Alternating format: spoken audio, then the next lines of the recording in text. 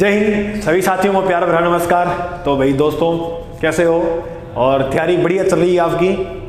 ठंड थोड़ी ज़्यादा है तो बच के रहिए, अच्छी तरह से जो तैयारी है उसको बनाए रखिए। हम पढ़ रहे थे राजस्थान नगर पालिका अधिनियम 2009 और नगर पालिका अधिनियम में आज हमारी ये 7वीं क्लास है और हम पढ़ रहे थे नगर पालिका का गठन व शासन।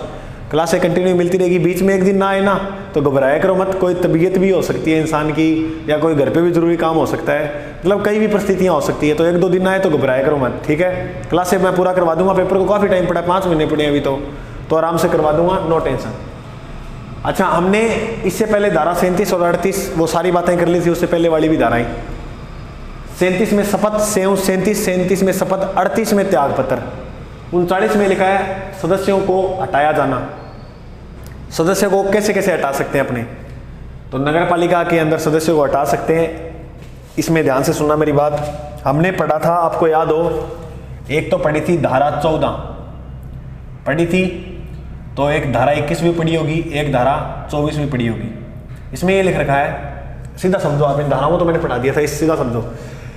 अगर हम कोई मुजरिम रह चुके हैं, कोई अपराधी रह चुके हैं, तो हम नगर पालिका के सदस्य नहीं बन सकते। अगर ये बात पता लगती है बाद में, अगर बनने के बाद भी, तो भी हमें पद से हटाया जा सकता है। ये बात कहता है धारा मतलब 24 में लिखा हुआ है कि अगर कोई अपराधी है तो हम हटा सकते हैं, ठीक है। 21 में जैसे योग्यता लिखी है कि न्यूनतम आयु जो है वो इतनी होनी चाहिए, अगर इतनी नहीं होगी और हम धोखाधड़ी से मतलब गलत कागजात बनवा के लग जाते हैं, सदस्य बन जाते हैं नगर पालिका के, तो याद रखना मेरे भाई, धारा 39 के तहत बाद में जांच होने के बाद भी हटाए जा सकते हैं, ठीक है। तो पहली बात तो तुम समझो, धारा 14, 21 और 24 के तहत हटाया जाना, पहली बात तो ये। दूसरी बात ये है कि अगर लगातार साधारण 3 बैठकों में, साधारण कितनी बैठकें, 3 बैठकों में कोई सदस्य या अध्यक्ष उपस्थित नहीं होता है बिना बताए, नगर पालिका को बिना सूचना दिए, तो उसे पद से हटाया जाएगा। लगातार 3 बैठकों में, क्रमवार 3 बैठकों में, ऐसे लिखना आप, क्रमवार 3 बैठकों में सदस्य कोई उपस्थित नहीं होता है नगर पालिका की, और नगर पालिका के सूचना बिना दिए, चाहे कितना मर्जी जरूरी उसको घर पे काम हो गया हो या कहीं शादी में गया हो, अगर वो नहीं आ सकता तो उसे नगर पालिका को सूचना देनी होगी। अगर वो नहीं देता है तो उसे 3 बैठकों में लगातार एब्सेंट होने पर हटा सकते हैं पद से। ये बात की गई है धारा 39 के अंदर, ठीक है गुरु जी, आइए समझ में आ गया। अच्छा, ये जो हटाए जाने की प्रक्रिया है, इसकी जांच कौन करेगा, तो इसकी जो जांच करती है वो करती है राज्य सरकार। जांच किसके हाथ में है, राज्य सरकार। और राज्य सरकार खुद नहीं करेगी, राज्य सरकार के द्वारा जो राज्य सेवा में लगा कोई अधिकारी है ना, उसको दे देगी भाई जांच कर। तो याद रखना, जांच करने का जो काम होता है वो राज्य सरकार का, बिल्कुल सिंपल बात है। तो मेन बात तो ये 39 में लिखा है कि सदस्यों को हटाया जा सकता है नगर पालिका को, किन किन आधार पे, मैंने ये आधार भी बता दी है तुम्हें, ठीक है गुरु जी। इसके बाद पढ़ो धारा 40 में ये लिखा है कि देखो भाई, आप करो गुरु जी बस इतनी है क्या, वैसे मैंने आपको PDF टेलीग्राम पे भेज दी है पूरी, आप इसके अंदर का मैटर समझ लो, एक इसको समझ लो, मतलब अच्छी तरह से क्या कहना चाह रही है। अगर देखो पढ़ने वाला विद्यार्थी कहीं से ही पढ़ लेता है, बस तुम्हें थोड़ा सा मैं कराने का जो मतलब था ना मेरा यहाँ, वो एक ही था कि तुम जो कोर्स के चपेट में आओगे ना, किसी का खरीदोगे, वहाँ से बच सको। तो बस मेरा इतना ही ये कर्तव्य बनता करवाने का कि तुम यहाँ से समझो, और समझने के बाद आपके पास जो भी किताब है वो पढ़ोगे, आपको बेहतर समझ में आएगा। मेरे हिसाब से मानना ये कि अगर आप इधर से भी ढंग से पढ़ लेते हो ना, कवर कर लेते हो, फेल नहीं हो गई होगी एग्जाम में, इतनी गारंटी मैं देता हूँ आपको। फेल कहाँ से होंगे, अपने पढ़ ही पूरा लेंगे, है ना, लेकिन वो थोड़े कुछ पर्सन ऐसे आएंगे जिसमें दिमाग का प्रयोग करना होगा आपने, जैसे थोड़े गहराइयों में जाना होगा। देखो, आपको एक बात सुनने को मिलती है कि कई लोग ऐसे होते हैं जो बिना कुछ कहे बहुत कुछ कह जाते हैं। जैसे ये 2 लाइनें हैं ना, इन 2 लाइनें के बीच की गैप का भी पढ़, इन 2 लाइनों के बीच के गैप को भी पढ़ लेते हैं। कई लोग ऐसे भी होते हैं, कई लोग ऐसे भी होते हैं कि इन 2 शब्दों के बीच के गैप को भी पढ़ लेते हैं, तो वो बहुत ही गहरे लोग होते हैं। तो हमें उसी तरह बनना है। तो अब पढ़ो ना कोई चीज़, जैसे मैं कोई बात बताता हूँ इधर उधर की, तो उसको गहराई से सुना करो, क्योंकि वो बात इसी धारा से संबंधित, पता नहीं अपने को कौन सा प्रश्न सही करवा जाए, है ना। तो ये चीज़ है। तो कई लोग होते हैं जो बिना कुछ के ही बहुत कुछ कह जाते हैं, तो अपने को उन लोगों में बनना है ना। हाँ, कई बार कहते नहीं है यार, उसका चेहरा देख के लग रहा था वो ये सोच रहा था, तो कई बार आप कुछ बुद्धि अपने प्रयोग करते हो और एक टाइम ऐसा आएगा जब आप बुद्धिमान बनोगे, बहुत अच्छे बुद्धिमान, फिर आपको लगा करेगा कि यार हाँ एक वो दौर था जब मैं था, तब आप समझने लग जाओगे हर बात को। तो वो समय आएगा, जल्द आएगा। तो ये बात तो तुम्हें समझ में आ गई कि हम नगर पालिका से सदस्यों को हटा सकते हैं। इसमें ये बात लिखी है धारा 40 में कि पदावधि की समाप्ति के पश्चात कतिपय अभिकथनों की जांच की जा सकती है। कहने का मतलब है कि पदावधि के पश्चात, यानी तुम्हारा कार्यकाल था, तुम सदस्य रहे थे या तुम अध्यक्ष रहे थे, कार्यकाल, और कार्यकाल जो था वो तुम्हारा क्या हो गया, पूर्ण हो गया। तो कार्यकाल पूर्ण होने के बाद भी क्या जांच हो सकती है क्या? बिल्कुल, कार्यकाल पूर्ण होने के दौरान भी इसकी क्या हो सकती है, जांच। ये बात कहती है धारा 40। अगर तुमने कार्यकाल के दौरान कोई ऐसे धोखाधड़ी किया है, कोई अपराध कर दिया, तो याद रखना कार्यकाल हटने के बाद भी उसकी क्या हो सकती है, जांच हो सकती है। तो पदावधि के बाद भी यानी कार्यकाल के बाद भी क्या हो सकती है, जांच। ये बात कहती है धारा 40। ठीक है गुरु जी। धारा 41, धारा 41 में लिखी है कि धारा 39 में क्या सदस्य को हटाया जाना, हाँ 39 के अधीन हटाए गए सदस्यों की निर्योग्यताएं, यानी जो धारा 41 के तहत हटाए गए सदस्य हैं उनकी निर्योग्यताएं यानी अयोग्यताएं। निर्योग्यता का मतलब क्या है, अयोग्यताएं। इसको धारा 41 में जो दी है वो अलग से डिफाइन किया अध्यक्ष उपाध्यक्ष के लिए। किसके लिए डिफाइन किया अच्छी तरह से, अध्यक्ष या उपाध्यक्ष के लिए। गुरुजी कैसे, तो अभी बताता हूं। देखो अध्यक्ष उपाध्यक्ष या अपने कह सकते हैं कि मतलब इसके अंदर जो सदस्य थे उनको भी हटा सकते हैं ना, क्योंकि सदस्य, अरे सॉरी यहाँ पर अध्यक्ष उपाध्यक्ष की बात नहीं हो रही, सॉरी जल्दबाजी बताइए। यहाँ पर बात हो रही है किसकी, केवल सदस्यों की, सदस्यों का हटाया जाना है ना।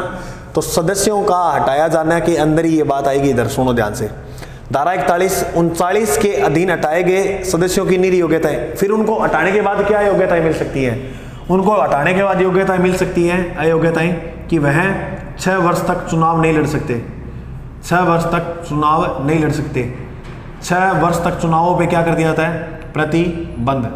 तो 6 वर्ष तक चुनावों में क्या कर दिया जाता है, प्रतिबंध। तो ये बात धारा 41 कहती है कि 39 में हटाए हुए सदस्यों को अयोग्यता घोषित कर देती है कि वह 6 वर्ष तक कोई चुनाव आने वाला नहीं लड़ सकते। ठीक है, ये बात धारा 41। 42, किसी नगर पालिका में सदस्य का पद और संसद या राज्य विधानसभा या पंचायत राज संस्था यानी पंचायत समिति की, पंचायत समिति आ जाएगी इसमें, ग्राम पंचायत भी आ जाएगी है ना, की सदस्यता एक साथ धारण करने पर निर्बंध है। कहने का मतलब देखो शब्द में समझ गए, अगर वो व्यक्ति नगर पालिका का है तो वो संसद का व्यक्ति नहीं बन सकता, ना ही राज्य विधानसभा का बन सकता, ना ही पंचायत का बन सकता है। इन सभी में से वो एक का ही सदस्य बन सकता है, चाहे किसी का ही बन जाए, चाहे वो सदस्य संसद का बन जाए। अब मेरी बात सुनो, ये तो प्रावधान कोई भी पद में किया हुआ है कि अगर हमें राष्ट्रपति भी बनना है तो पहले हमारे पास कोई लाभ का पद होगा तो उसको त्याग पत्र देना होगा, या हम किसी जैसे संसद, हमें राष्ट्रपति का चुनाव लड़ना है तो हम संसद के अंदर लोकसभा के सदस्य रहे हैं, तो उस लोकसभा के सदस्य से हमें पहले त्याग पत्र देना होगा। तो कहने का मतलब ये है कि हम कहीं के होंगे तो एक साथ सारे पद धारण नहीं कर सकते, एक साथ धारण करने पर निर्बंध है यानी प्रतिबंध है, रोक है। तो हम सिर्फ एक बार में क्या है, एक पद ही धारण कर सकते हैं। ये बात कहती है हमारी धारा 42। बोलो समझ में आ गई? हाँ गुरुजी समझ में आ गई। अब बात करें धारा 43, प्रत्येक नगर पालिका में एक अध्यक्ष और एक उपाध्यक्ष होगा। ये तो बात कही गई है धारा 43 में। अब मैं तुम्हें इसके अंदर थोड़ी सी एक बात बताऊं कि जो अध्यक्ष है वो 1 माह से ज्यादा छुट्टी पर नहीं रह सकता, ज्यादा अनुपस्थित नहीं रह सकता, सॉरी ज्यादा ऐसे देख लो अपनी भाषा में, छुट्टी नहीं कर सकता। याद रखना, अगर अध्यक्ष 1 माह से ज्यादा छुट्टी करेगा तो इसको पद से हटा दिया जाएगा। अगर मान लो अध्यक्ष का पद खाली है गुरुजी, अध्यक्ष का पद खाली है नगर पालिका के, तो इसकी जगह काम कौन करेगा? अगर अध्यक्ष का पद खाली है नगर पालिका में तो उपाध्यक्ष काम करेगा। लेकिन याद रखना, अगर खाली कितनी तरीके से हो सकता है, खाली 3 तरीके से हो सकता है। या तो ये नगर पालिका का अतिक्रमण कर दे तब, कोई नगर पालिका में कोई कानून का उल्लंघन कर दे तब। दूसरा, त्यागपत्र के रूप में भी इसका पद समाप्त किया जा सकता है, यानी त्यागपत्र दे सकता है ये खाली, तब भी हो सकता है। और इसकी मृत्यु हो जाए तो भी हो सकता है। तो 3 तरह से हो सकता है। अध्यक्ष याद रखना, अध्यक्ष जो है उसकी जगह पर काम कौन करेगा, तो उस समय जब ये नहीं होगा अध्यक्ष तो उसकी जगह काम करेगा उपाध्यक्ष। ये काम करेगा कितने महीने के लिए, सिर्फ 6 महीने के लिए। 6 महीने के अंदर उपनिर्वाचन करवाने क्या है भाई, आवश्यक, यानी चुनाव जो है ना उपनिर्वाचन वो करवाने आवश्यक है। 4-5 शब्द आते हैं मेरे दोस्त। एक तो होता है आम चुनाव। आम चुनाव ये क्या होते हैं, एक तो ये याद रखना आम चुनाव क्या होते हैं। एक पूछेगा आपसे उपनिर्वाचन क्या होते हैं, और एक आपसे पूछेगा प्रत्यक्ष निर्वाचन क्या होता है, और एक आपसे पूछेगा अप्रत्यक्ष निर्वाचन क्या होता है।